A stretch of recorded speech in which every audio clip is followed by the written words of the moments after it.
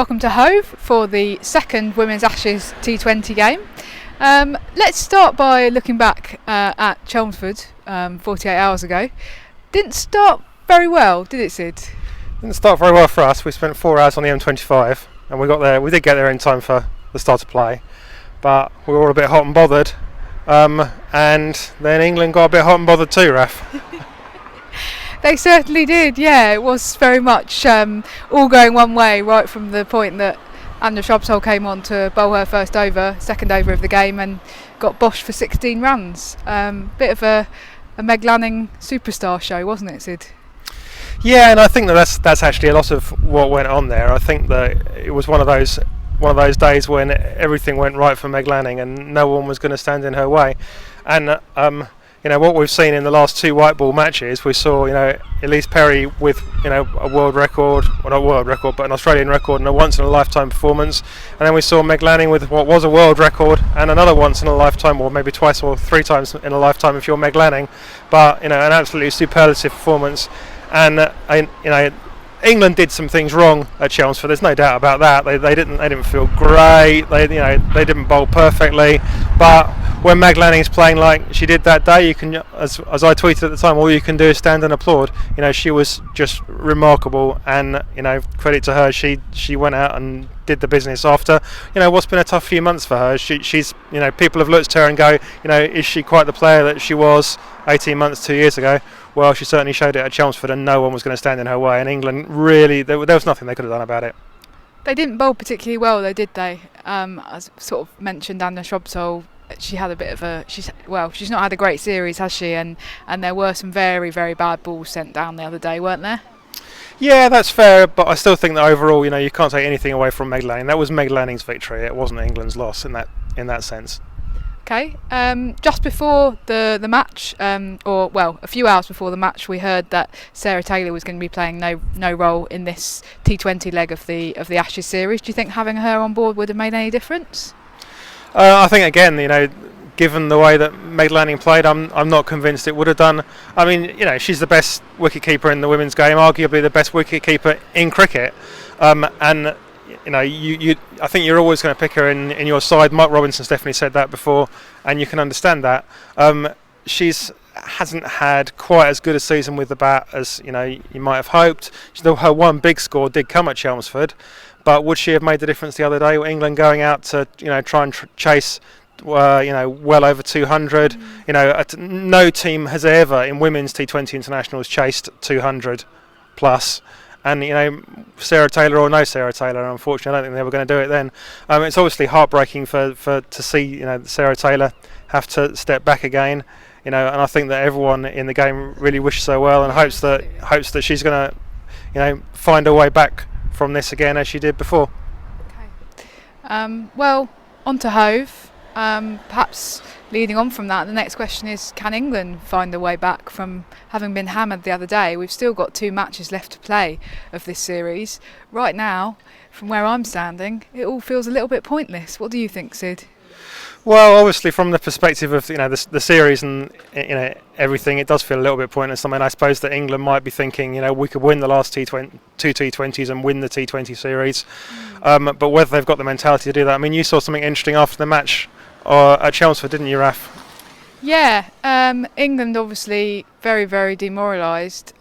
What's often said about this England side is they're really great at kind of getting out and engaging with the fans. And on Friday at Chelmsford after the game, they were most of them were just sort of in a huddle, and people were calling them over to sign some autographs, and they didn't. And I guess this isn't in any way having a go at them. I think they were obviously in a very difficult place mentally, and that's indicative of where they were as a group. They were just completely downcast, and they were kind of almost too upset.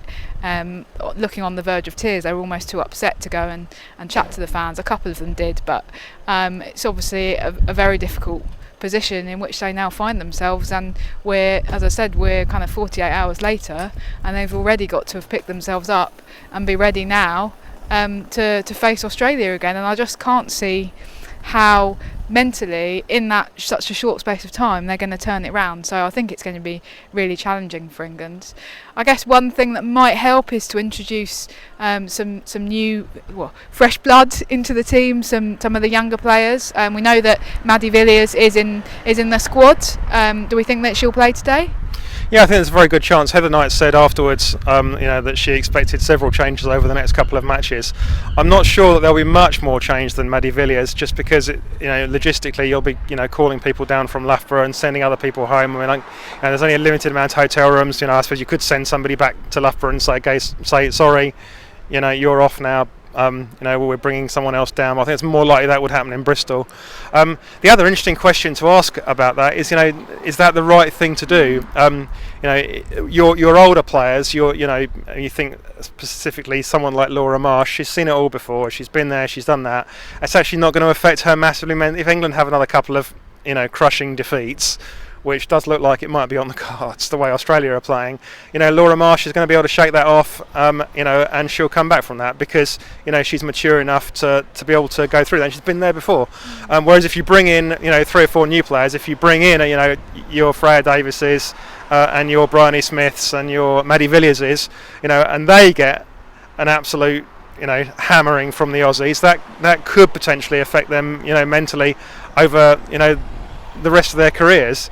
And maybe that's something that England will be thinking about, that they think, well, okay, in some ways it will be nice to bring in new, fresh faces, new blood and all that.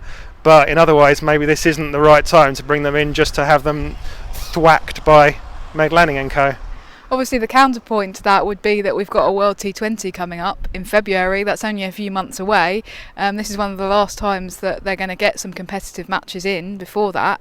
And if we are looking to try and do well in that tournament, then this is it's a little bit now or never perhaps. And the other thing to say about somebody like Maddie Villiers is she is very mentally tough. I was talking to her coach at Essex the other day, and she does have that mentality. I think that she would do well in this situation. She would fight for it and wouldn't necessarily be scarred in the way that there's a risk perhaps that you're kind of talking about. So I think we will definitely see her today. Yeah, no, and we shouldn't forget actually that the last time we saw Maddie Villiers play here was the Kia Super League final, and she was bowling at the end of the final, and she took 3 wickets. They were tail end wickets, and you can look at it like that. And Loughborough were already pretty much beaten by that point. But on the other hand, she stepped up, she sent the ball down, she got the wickets. She did her job, and that must have actually been considering that was her first really big moment, in front of the world, in front of the TV cameras. It was the final, and the Kia Super League might not seem like a big deal, but it really matters to the players, and she did the job. So that was impressive, and so she certainly has mental strength, and I agree with you that she's definitely the most likely person that we'll see today. Perhaps, obviously, because she is in the formal squad, but we were having a bit of a conversation earlier, weren't we, about what it actually means to be in the squad and to not be in the squad, because it does seem to be a bit of a loose term. So in practical terms, maybe Maddie Villiers is most likely to be in the team because she's in the squad, but that doesn't necessarily preclude them randomly at the last minute calling up some of the other younger players. But we will have to wait and see what happens. We'll be bringing you all the action from home, and here's hoping England can stage a bit of a comeback.